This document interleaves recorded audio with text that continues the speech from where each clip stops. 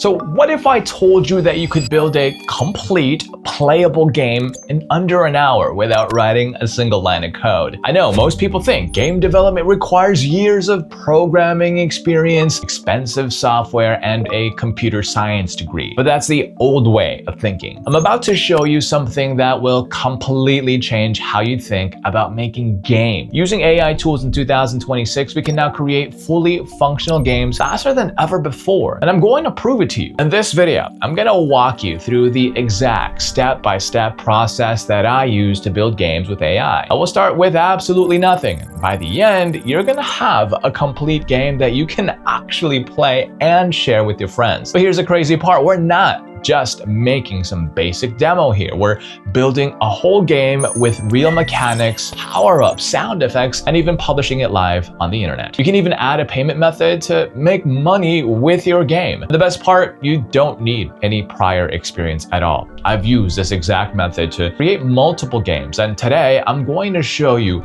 everything. No step skips, no technical jargon, just the real process that actually works this year. The AI tool that will build the entire game for us is Base44. They're one of the best AI tools at the moment, and I've added a special link in the description down below so you can check them out. And later in the video, I am going to tell you more about how to submit the game that we're going to build here to the App Store in minutes. And if you can't wait, hey, I totally gotcha. Check out the link in the description to my school community for more information. All right, so let's start first with the foundation. And before we add power-ups or backgrounds or music or anything fancy like that, we do need a game that, well, actually works, right? And the mechanics come first. If the core gameplay doesn't feel right, nothing else really does matter. So what we're going to do here is build a simple Flappy Bird. You remember that one? Inspired game using Base44. No manual setup, no game engine installs. We're just going to describe what we want and then let Base44 generate the base for us. So I'm gonna head over to Base44 and use this prompt. Create a simple web game that's heavily optimized, that's similar to Flappy Bird. Create the basic mechanics first and a basic level, then we'll build more functionality as we progress. And then we just let that run, and after a few moments, the game is ready. So let's test it out. You can already see here the character tilts as it moves up and down, which makes the motion more natural. The physics are also responsive. The obstacles spawn as the character progresses forward. And when I pass through them, the score increases correctly. If I hit one, it properly triggers a game over. And that's exactly what we need at this stage, a working base with solid mechanics. Of course, it's not polished yet, and that's fine. We're not trying to ship it right now, because what we need is just to build the foundation first. Since the core mechanics are working properly, the next step for us is making the game actually look good. Because right now, even though everything does function, the UI feels a bit off. The score placement isn't ideal, and visually it just doesn't really match the vibe of the game. And small things like that really do matter. If the UI feels cheap or misaligned, players, just subconsciously assume that the game itself isn't well made. And even if the mechanics are solid. So before we add new features, let's just go ahead and clean this up. Let's go back to Base44 and I'll give it a very direct instruction. Fix the score UI and update it so it looks more vibrant and in line with the game's theme. And that's it, clear and specific. Now we'll let Base44 process the update. All right, let's go ahead and test it. You can immediately see the difference. The score UI is now positioned properly. The previous issue with the score display, that's gone. And the interface is now more aligned with the game itself. It's a small change here, but this is how you gradually level up a project. You fix the rough edges first, smoothen them out, and then expand. And now that the mechanics are solid and the UI looks cleaner, we can just start making the game more interesting. A game only becomes interesting when it pushes. And right now, ours feels smooth and responsive, but it's still fairly easy. So once players understand the timing, they can settle into a predictable rhythm, and that's fine for testing mechanics, but not for keeping people engaged long term. So this is where we increase the complexity. Instead of relying on the same obstacle pattern, we're going to introduce additional hazards that appear randomly. So that way players can't just memorize the layout. They'll need to really stay alert and adjust as they move forward. So let's tell Base44 to create some random obstacles in game that can deliver more challenges to the players. All right, so let's go ahead and test that update. And as you can see, as the level progresses, new obstacle types start appearing and their placement does vary from run to run. And some gaps are tighter, some sections require quicker reactions, and occasionally the screen is more crowded than before. So this changes something important here. The player cannot rely on muscle memory anymore. They have to stay engaged, and that is the difference between, say, a basic mechanic and a replayable game. Randomized obstacles introduce variability. Variability creates tension, and tension is what keeps players coming back to beat their previous score. Difficulty keeps players engaged, yes, but reward is what keeps them going and invested. So far, we've focused on increasing the challenge, and the obstacles are more dynamic, the pacing is less predictable, and the game demands more attention. And now it's time to introduce something that gives the player a little bit more, a few moments, say, of advantage. So power-ups are perfect for this. They create small spikes of excitement during a run and short bursts where the rules temporarily shift. So whether it's a speed boost, temporary invincibility, or a bonus scoring, these kinds of moments break the monotony and just make each session feel slightly different. So let's send this prompt to make that possible. Now please create random power-ups that give the player character some unique boosts. Add a unique UI animation to complement its effect. And as you can see, there you go. It's time to test it out. And as we progress further into the game and reach higher scores, power-ups do begin appearing. When I activate one, you can see the effect immediately. The animation kicks in, the boost applies, and the gameplay does shift for a short period. So that temporary change does add variety without overwhelming the core mechanics.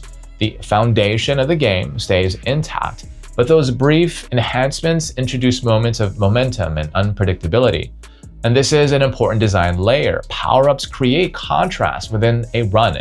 Tension from obstacles, relief from boosts, and that rhythm keeps players engaged over multiple attempts. The game is now starting to look pretty complete, at least to me, with both pressure and payoff built into the experience. So visual depth plays a bigger role than most people realize. Even when the mechanics are solid, a flat background can make a game, well, feel static. And movement in the environment gives the illusion of scale and momentum, which is especially important in a side-scrolling game like this. So now let's step it up and give the world more personality. Here I want to introduce a futuristic night city with a parallax effect. And parallax here means different background layers move at different speeds, creating a sort of depth as the player moves forward. It's a small detail technically, but visually it does add a lot. So, all right, I'll head back into base 44 again and use this prompt. Update the game's background, make it set in a futuristic night city with a parallax effect. So let's take a look at the result here. The background now features a nice city background with layered movement. The environment now supports the action instead of just sitting behind it. It also gives the impression that the player is moving through an actual world rather than across just a flat screen.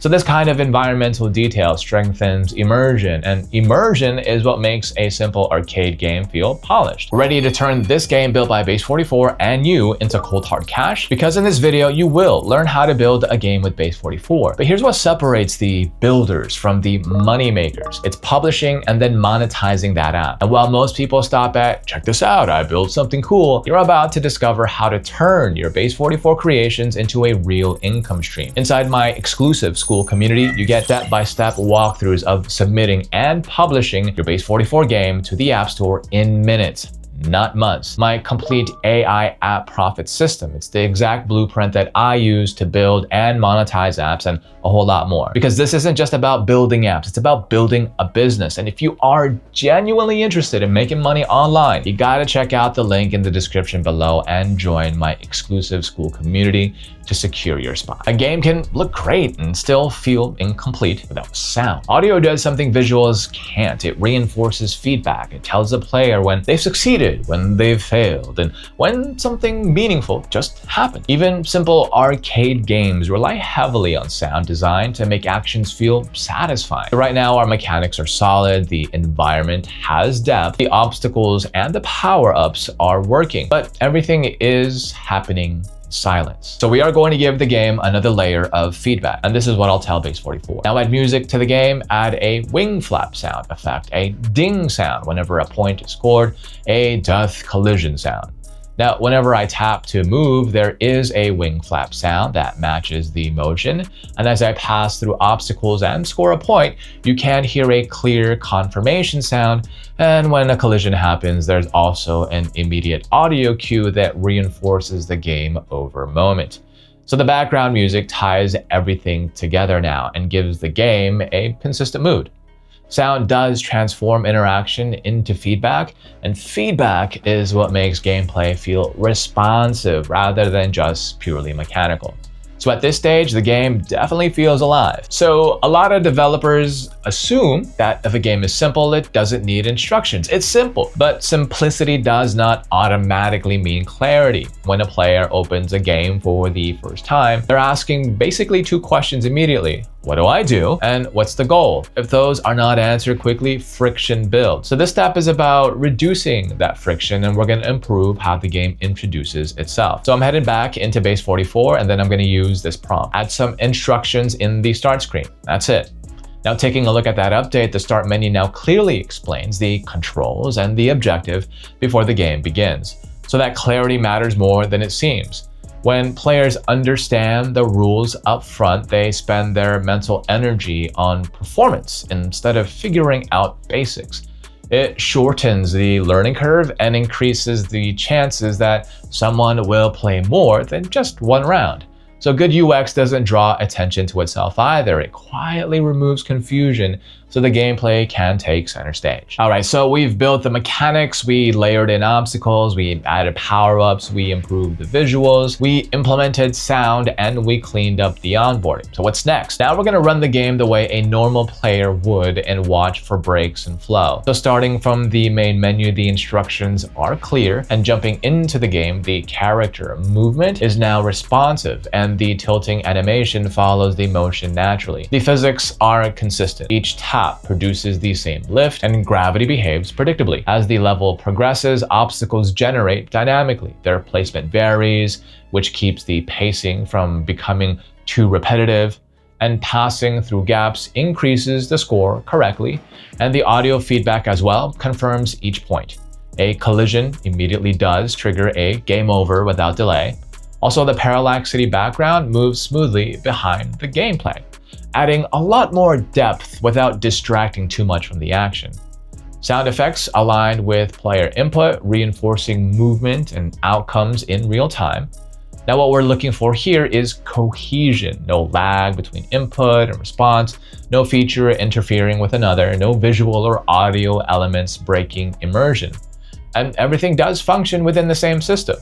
So this means only one thing: the gameplay loop is now complete. You can start, you can play, you can increase the score, you can lose, you can restart.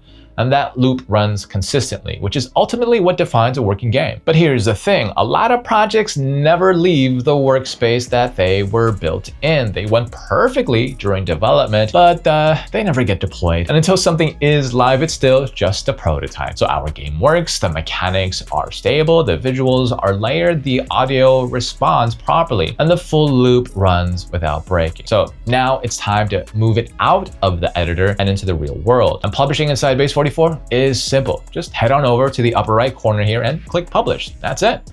Then we need to select publish app, and Base 44 will take care of the deployment automatically. And after a few seconds, we will get a live URL, and that link is now a fully playable version of the game that anyone can access in their own browser. So there's no downloads, no setup, just open and start playing. So here your build is shareable. It can be sent to friends, tested by players, or used as a portfolio piece. And that shift from local project to public access is what makes development tangible. So most people think that building a game like this requires a full engine setup, hundreds of lines of code and weeks of iteration, but now you know better, because what we did was just open up Base 44, grab what we wanted, and built it step by step. Mechanics first, then difficulty, then variation, then environment, then sound, then UX. And now there's a fully playable game running live. And if you want to take this further, the next step is getting this game onto the App Store. So inside of my school community, I'm going to walk you through how to publish your Base 44 application directly to the App Store using Apple's transporter tool. And if you're serious about actually shipping apps, not just building them, well, I gotta say, that's where we go deeper. I'll see you there, and thank you for investing your time with me today.